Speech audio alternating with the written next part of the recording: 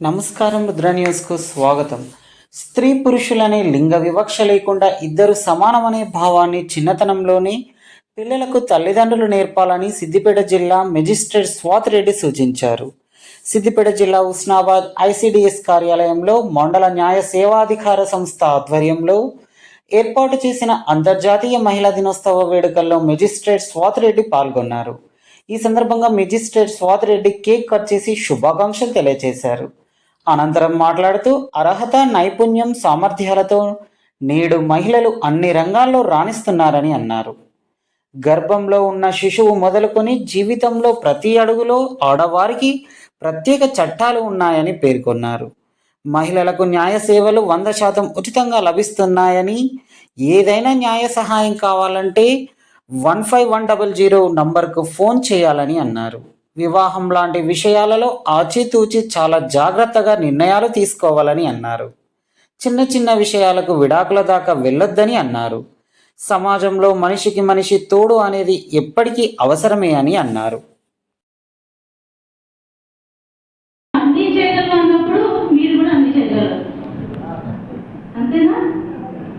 దేవతగా మనం చూడద్దు, సాటి మనుషులను చూడమని చెప్తున్నాం. మేము దేవతలము కాదు, మాతృమూర్తులము, ఇంకొకటి అని మాట్లాడే కీర్తులు కాదు. కావాల్సింది సమానమైన హక్కు కావాలని కోరుకుంటూ 2020 సంవత్సరంలో కూడా ఇంకా కోరుకునే దగ్గరే ఉన్నాము. ధైర్యంగా మాకు కావాల్సిన హక్కు వచ్చింది అని చెప్పలేకపోతున్నాము. ఇలా చెప్పలేకపోవడం కారణాలు ఏంటి? అవి మనం సమీక్షించుకోవాలి. ఎందుకంటే మనం ఎవరో మనకి స్వేచ్ఛనివ్వాలి అని ఎదురు చూస్తూ ఉన్నాము. కానీ ఆ మార్పుకి తొలి అడుగు మనం వేయట్లేదు. ఒక అడుగు ఎక్కడి వరకు వేసాము? ఇంట్లో ఉండే వాళ్ళు మనం చదువుకున్నాము, జవాబు తెచ్చుకున్నాము, మన ఆడపిల్లల్ని చదివిస్తున్నాము, అంతవరకు కొంచెం మారాము. అందరి నుంచి 100 మందిలో 10 మంది మొత్తం డెవలప్ అయ్యొచ్చు. నేను మీద 90 మంది నుంచి మాట్లాడుతున్నాం. ఇంకెక్కడ మారాలి? అమ్మాయికి ధైర్యంగా ఉందని చెప్తున్నాము, ఎవరికంటే తక్కువ కావాలని చెప్తున్నాము. నేను చెప్పే మాటలన్నీ కూడా ఇంటికి వెళ్ళి చెప్తున్నారు. కానీ ఎక్కడ చెప్పాలో అక్కడ చెప్పట్లేదు. ఎక్కడ? మీ పిల్లలకి, అబ్బాయిలకి చెప్పండి. ఈ మార్పును తట్టుకునే శక్తి మీకు వాళ్ళల్లో ఇవ్వట్లేదు. ఎప్పుడైతే ఇవాళ దాకా గెలిచి నేను పదవులు ఉన్నాను అనుకోండి, రేపు ఓడిపోగానే నేను ఎలా ఉంటాను? ఆ మార్పు తట్టుకోవడానికి శక్తి కావాలా? సో ఇప్పుడు దాకా పురుషానికి సమాజంలో ఉన్నాక ఒక్కసారి మహిళలు పట్టాలు ఎక్కేస్తే తట్టుకునే శక్తి కూడా ఉండాలి కదా. ఒకటే కాదు, గెలిచేది ఆడ కాదు, మగ కాదు.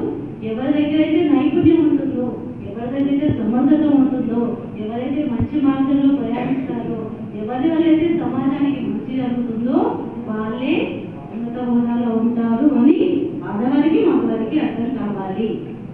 ఆ వివక్ష అనేది లింగపరంగా జరగకూడదు. అలానే అన్ని ఆడవారికి రావాలి అని అనుకోము, అన్ని మగవారికి రావాలి అని అనట్లేదు. ఎవరైతే అదుగులో, ఎవరికైతే నైపుణ్యం ఉందో వాళ్ళే గెలవాలి. మా రిజర్వేషన్ ఎందుకు ఇచ్చారు మేడం అంటే, ఇన్ని రోజుల నుంచి వెళ్తున్నాము, ఆ కాలు కూడా నేర్పించకుండా రేపొద్దున అన్ని నేర్చుకోవాలంటే మన సమర్థత లేదు, నేర్చుకోనివ్వలేదు.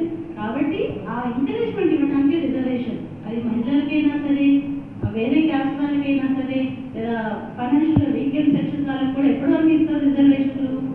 మీకప్పుడు అవకాశాలు లేవు కాబట్టి అవి కల్పించడానికి చిన్నపిల్లలకి ఏం చేస్తాం? చేయబడి నడిపిస్తాం. ఎప్పటి వరకు? వాళ్ళకి నడుపు వచ్చేదంట. అప్పుడు కూడా నడిపించడం సొంతంగా నడవాలి. ఈక్వల్ అంటే కుదరదు. అలాంటి హెల్ప్ చేయడానికి రిజర్వేషన్లే కాదు, మాకు చేత కాదు రిజర్వేషన్లోనే గెలుస్తామనేది కాదు. సో అది మనం ముందు అర్థం చేసుకోవాలి. ఇప్పుడు మీరు జ్యుడిషియల్లో చూస్తే రిజర్వేషన్ కాకుండా 100 పోస్టులు 80 పోస్టులు మహిళా జడ్జిలకే వస్తుంది. అంటే సమర్థతతోనే వస్తున్నాయి కదా. సో అవి ఇంకా ఎక్కువ రిజర్వేషన్ తీసేస్తారేమో. తీసేసిన 100 వచ్చిన నమ్మకం అనుకుంటారు. సో మరి మార్పుకి ఎవరు అలవాటు చేయాలి? తొలిగురు ఎవరు? ఏ వ్యక్తికైనా అమ్మనే తొలిగురు. అమ్మ చెప్పాలి, పెంపకంలోంచే చెప్పాలి. మనం గట్టే చూసి భయపడుతూనే ముందు ఏం చెప్తాము? అమ్మాయికి వంట నేర్చుకోమంటాం, అబ్బాయికి సైకిల్ ఒక్క నేర్చుకోమంటాం. అంతే కదా? తప్పు మందేనా? ఇద్దరికి సైకిల్ కొనియాలి, ఇద్దరికి వంట నేర్పించాలి. వంట నేర్పించడం తప్పు కాదు, ఇద్దరికి నేర్పించాలి. ముక్కులేయడం తప్పు కాదు, ఇద్దరికి నేర్పించాలి. మీరు ఏ స్కిల్ అయినా ఒక వ్యక్తికి ఉండాలి అనుకుంటే అందులో సమానత్వం ఉండాలి. ఆ సమానత్వం గురించి మనమే మన పిల్లలకి నేర్పిస్తే కనీసం ఇంకో 10-20 సంవత్సరాల తర్వాతైనా ఇలా మాట్లాడాల్సిన అవసరం రాదు. మనం బాధపడ బాధపడతాము, మనమే మన పిల్లల్ని బాధ పెడుతున్నాము. కూతురైనా కొట్టలేనా ఆ మార్పు మనలోనే రావాలి. దీనికి ఎవరు అవసరం లేదు కదా. సో ఈ మార్పు ట్రై చేయండి. పదలే మీరే చెప్తారు మేడం నేను చెప్పింది నిజమే. తెలుసు తెలియకో మనకి ఏముంటారంటే మనకి గుడ్డ మనం చెప్పిందే లేదు. మనము వినిపించుకోకపోయినా ఏదైతే వినాలంటూ చూస్తూ ఉంటామో వింటుంటామో అది వెనక పొరలో దాగుంటాయి. సో మనం ఏదైతే విన్నామో తెలియకుండా అవే మాట్లాడతాము. సో మనం ఒకరు వచ్చేసారు, మనం మన పిల్లలు వచ్చేసాము. ధైర్యంగా రాత్రి బయటికి వెళ్ళేటప్పుడు మగపిల్ల యొక్క ఇవన్నీ ఇప్పుడు మంచి మంచి అడ్వర్టైజ్మెంట్స్ ప్రకటనలు వస్తాయి. మీరు గమనిస్తే ఎంత బాగున్నాయి ఆ ఆసనాలకి జోహాలు చెప్పాలనిపిస్తుంది. ఒక తల్లి దగ్గరికి అమ్మాయి వస్తుంది, డాడీ నాకు నైట్ ఫంక్షన్ ఉంది, బయటకు వెళ్ళాలి, ఫ్రెండ్స్తో బయటకు వెళ్తున్నాము అని వస్తుంది.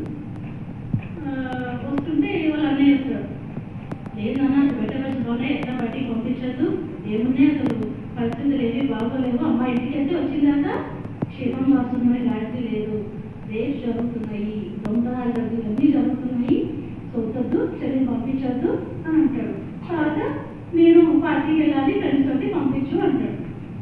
అలానే వాళ్ళ నాన్న ఒక నిమిషం మోడీ అవునా నిజమే, బయటికి వెళ్తే పరిస్థితులు ఏం బాగాలేవు, నువ్వు వెళ్తే ఏ అమ్మాయి మీద ఏ అయితే చేస్తావో నువ్వు ఇంట్లో ఉండు, నువ్వు వెళ్ళినానా అంటాడు. ఎవరు చేస్తున్నాక సరిగ్గా మంచి చెడు రెండు ఉంటాయి కదా, అది ఆడవాళ్ళలో ఉంటాయి మగవాళ్ళలో ఉంటాయి.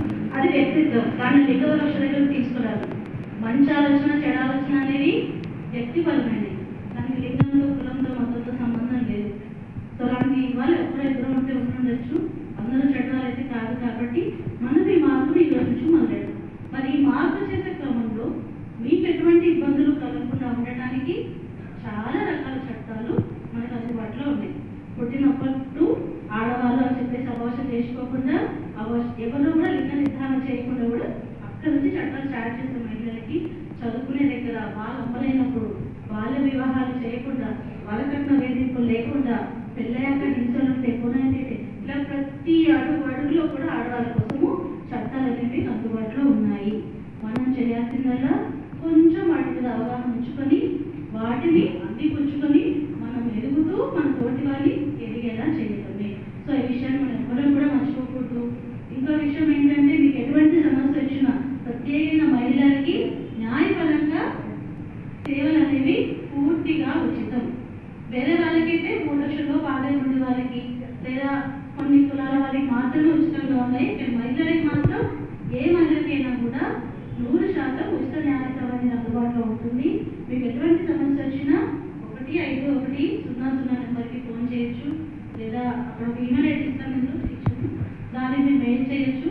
ఎప్పుడు ఫోన్ చేసినా సరే మీకు ఎవరో ఒకరు ఫోన్ తీస్తారు. అడ్వకేట్స్ మా దగ్గర ప్యానల్లో పనిచేస్తారు. వాళ్ళు తీయకపోయినా మీకు కాల్ అవ్వకపోతే నేనే మళ్ళీ తిరిగి మీకు కాల్ చేస్తాము. దీనికి ఎటువంటి రుసుములు కూడా ఉంటాయి. సో మీకు కావాల్సిన న్యాయపరమైన సలహాలు మీరు తీసుకోవచ్చు, కావాలంటే అడ్వకేట్ తీసుకోవచ్చు, మీ సమస్యని గట్టిగా పోరాడవచ్చు. అలాగే మనం కూడా ఎటువంటి సమస్యకి మనం కారణం కాకూడదు. మనం ఎదిగాము అంటే అర్థము ఏంటి, పక్క వాళ్ళని తక్కువ చూడటం కాదు. ఇప్పుడున్న ప్రాబ్లం ఎందుకు చెప్తున్నాను అంటే నేను డైవర్స్ కేసెస్ చేసేటప్పుడు చూసాను, చాలా మంది ఆడవాళ్ళు కూడా సహన శక్తి చాలా తగ్గిపోయింది. చిన్న వాటికి విడాకులు అడుగుతున్నారు. పెళ్ళిన నెలకి 6 నెలలకి దాన్ని సమర్థించేది కూడా మళ్ళీ భార్య పెద్దవాళ్ళే. ఆర్థిక స్వతంత్రం ప్రతి మనిషికి రావాలి, కానీ ఆర్థిక స్వతంత్రం ఉంది అంటే మనకి ప్రపంచంలో ఇంకెవరితో అవసరం లేదనేదే కాదు. మనిషి తోడనేది అప్పుడు అవసరం, ఇప్పుడు అవసరం. సమాజంలో కలిసి బతకాలి అంటే మనం బాగుండాలి, అందరితో ప్రేమగా ఉండాలి. ఆ అంశాలు మూలాలు మర్చిపోకుండానే మనం ఎదగనివ్వాలి, కలిసి ఉండడానికి ప్రయత్నం చేయాలి. అసలు పెళ్లి వంటి నిర్ణయాలు తీసుకునేటప్పుడే చాలా ఆచితూచి తీసుకోవాలి. తొందరపడి ఏదో ఒక పెళ్లి చేసేయాలి అని మనకి సామాజికంగా వచ్చే ఒత్తిడికి గురై మాత్రం మనం పిల్లలు పెళ్లి చేయకూడదు. ఆలోచించి చేయాలి, నిలబెట్టడానికి ప్రయత్నం చేయాలి. చట్టం అనేది కష్టం వచ్చినప్పుడు ఆదుకోవడానికి కానీ, మనం ఒక చిన్న బొమ్మలాగా వాడుకొని వాళ్ళు చేసుకొని దగ్గరికి మళ్ళీ చేసుకొని అలా కూడా కాకుండా ఉండడానికి మనందరం మన అనుభవాన్ని మన పిల్లలకి చెప్పాలి. వాళ్ళు తొందరపడచ్చు, కష్టం రాగానే అపూర్వంగా వెళ్ళుకుంటారు. మనం కొంచెం చెప్పాలి. అది మగ పిల్లలకైనా ఆడపిల్లలకైనా. మగ పిల్లలకి ఇంకా బాగా చెప్పగలం, అమ్మలేదు కదా, భార్య మనస్థితి మనకి తెలుస్తుంది, తన బాధ కారణం మనకు తెలుస్తుంది. అలాగే ఆడపిల్లకైనా నచ్చ చెప్పాలి. లేదు పరిధికి మించి అది తట్టుకునే శక్తిలో లేదు అంటున్నప్పుడు మాత్రమే విడాకులు వంటి వాటికి వెళ్ళడానికి ప్రోత్సహించాలి. సో మీరందరూ కూడా ఇవన్నీ పాటిస్తూ రాబోయే మహిళా దినోత్సవాలలో ఇంకొంచెం మార్పుతో పురోగతితో మహిళా దినోత్సవం కాదు ప్రతిరోజు మారే